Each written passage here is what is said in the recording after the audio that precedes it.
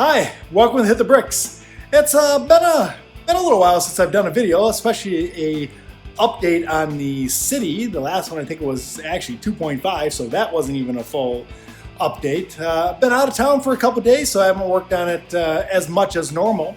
But I at least wanted to share a little bit. I have been working on the railroad, as it were, a little bit there. So I wanted to share at least a little bit of this that I've been working on. So here's the ballast work that I've done. And this is a small little bridge over the creek. Now I would say maybe even call it a river now. It actually got a little bit wider than planned. The bridge is really just a couple plates on top of this hunk of track. I made it one track wide instead of being a little bit shorter. It was actually, or I should say more narrow. It was actually going to be this width before, which is, if you saw the other update, it's a pretty narrow little creek that it's actually going to run all the way through here, snake through some trees, and kind of go up this way.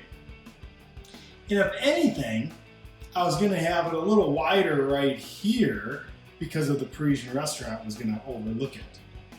It still may be wider there, but it got wider by the railroad tracks just because it worked out quite well having it one track segment. And that's because the tracks here, it slopes up a little bit, like so. And to have the bridge flat and being this kind of the breaking point there between the slope and being flat worked out quite well.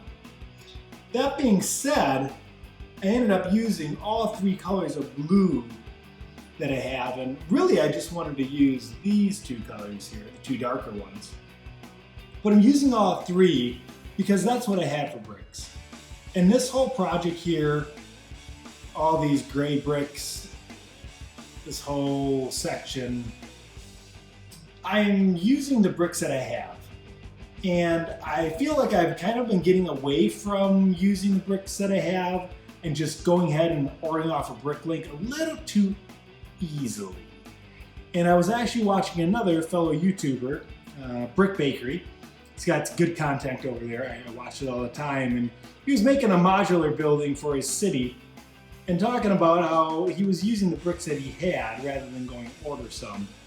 And that's normally how I always did it in the past. And I feel like I've kind of got away from that a little bit. I've ordered a lot of bricks. I did a big brick haul. If you didn't see that one, I'll put a link to that. But it was big, but I needed it. I was doing, I was ordering a lot of these gray bricks here for the roads. I'll go over that in a minute, what I've done there. But I wanted to just do this project as far as a railroad track with what I had. And I think it turned out pretty good. I used these little round pieces up on top here for some ballast, some stones. And I use the sloped pieces that I have, including these cheese slopes and the larger ones. And then of course, like I said, the colors for the water. Now I'm gonna have to order more blue tiles and bricks for the water here. It's just, because that's all I have. That's literally all I have. So I'm gonna have to order that, but there's so many other projects that I can do before I have to do that. I have that big Brinklink order, like I said, that I got, that I haven't really even touched too much other than starting the road. So I can work on that first. But anyway, so this is what I've done so far, is work on this ballast area.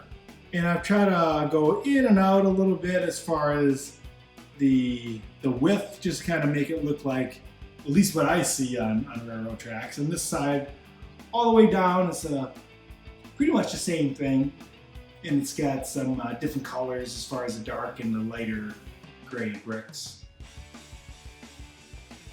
And then I've got these brown tiles here.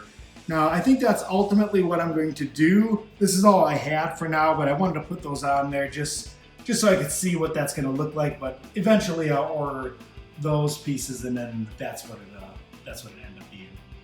On this side here, I really like how this looks. I've got some more plates down there. It's a little bit wider. It actually goes out quite a bit in and out, so I'm liking that. I'll be able to do that on this side a little bit more just because, well, I ran out of table space on this side, so that's what I got. Over here, on the rest of it, you can see it's really only 2 plates high. And that's because this whole side is going to have things going on along the track. So we're going to have the railroad station is going to be right here. And then over here is that walkable, a little bit downtown area.